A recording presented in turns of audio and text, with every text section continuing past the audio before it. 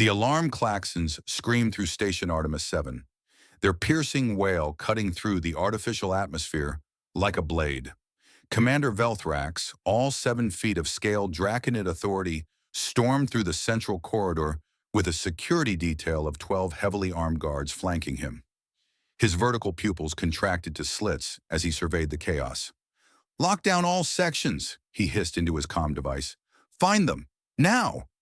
2 Quillari cubs, endangered, priceless, and utterly irreplaceable, had vanished from the Xenobiology Containment Unit, the station's most protected specimens, representing the last breeding pair of their species in this sector, had disappeared without a trace.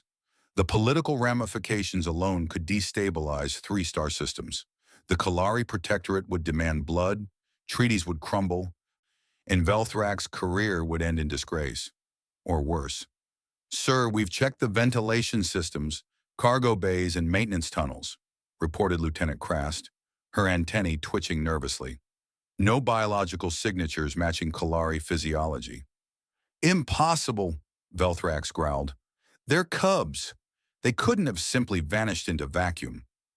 Security footage had shown nothing. The cubs had been there during the evening check, curled together in their climate-controlled habitat, their silvery blue furs shimmering under the specialized lighting. By morning count, the enclosure stood empty, its sophisticated locks untampered with, its barriers intact.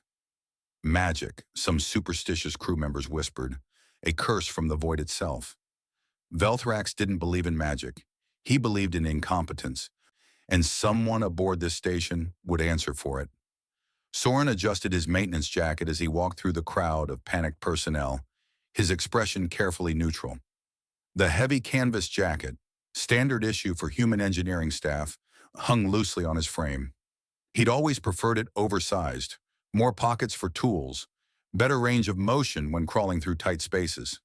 And, as it turned out, excellent for concealing 2 8-pound bundles of contraband. He felt the gentle pressure against his torso, the rhythmic rise and fall of tiny breaths. One cub had nestled against his left side, the other against his right, both tucked securely into the jacket's inner pockets that he'd modified with soft thermal lining. They'd been cold, he'd noticed. Shivering in that sterile habitat despite all its expensive environmental controls, humans understood cold, and humans understood what it meant to be caged. "You there! Human!" Soren's heart rate spiked, but his expression remained bland as he turned. A Draconid guard approached, scanning device in hand. "Yes, officer." Soren's voice carried just the right amount of tired cooperation. "Night shift maintenance crew. Nothing interesting here." "We're conducting searches. Stand still." The scanner hummed as it passed over Soren's body. He felt one of the cubs shift slightly, pressing deeper against his warmth. The device beeped, analyzing, calculating. The guard's eyes narrowed. "Large thermal signature. What are you carrying?" "Portable heating unit," Soren replied, patting his jacket. "Generator room's acting up again. Been working on the coolant systems for 6 hours. Cold as hell down there." The guard grunted, seemingly satisfied. Machines often threw off readings. Humans and their primitive need for warmth regulators were well documented. "Move along." Soren nodded and continued his steady pace, forcing himself not to rush. Behind him, another team of guards tore through a supply closet, checking every corner, every crevice. They were thorough, professional, desperate. They would never find what they were looking for. Lika waited in the cargo bay, her own heart pounding despite her species' typically calm demeanor. As a Kilari herself, one of the few who'd integrated into station life before the Protectorate's paranoid restrictions, she understood the cubs' plight better than anyone. Captivity dressed up as conservation. Protection that felt like imprisonment. She'd watched them through the habitat's transparent barriers, seen how they huddled together, not in contentment, but in mutual comfort against isolation. When Soren had approached her with his insane plan 3 cycles ago, she'd thought him mad. But humans, she'd learned, had a peculiar relationship with madness. They called it hope. The cargo bay door hissed open.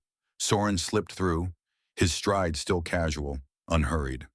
Only when the door sealed behind him did he finally allow his tension to show. "Problems?" Lika asked. "3 checkpoints. Random scanning at the last one. Soren carefully opened his jacket. Two small faces peered out, their oversized eyes reflecting the bay's dim lighting. The cubs mewed softly, their silvery fur ruffled but unharmed. Lika's breath caught. They're asleep most of the way, Soren said softly. They trust warmth. Basic mammalian instinct. He gently extracted the first cub, cradling it with surprising tenderness for hands better suited to wrenches and welding torches. Your people are warm-blooded too, right? We are. Lika took the cub, feeling its tiny heartbeat against her palm. But we've forgotten how to trust our own warmth, I think. We've built so many barriers between us and the universe. The second cub chirped as Soren lifted it free. Both creatures were fully awake now, curious and alert, showing none of the lethargy that had plagued them in containment.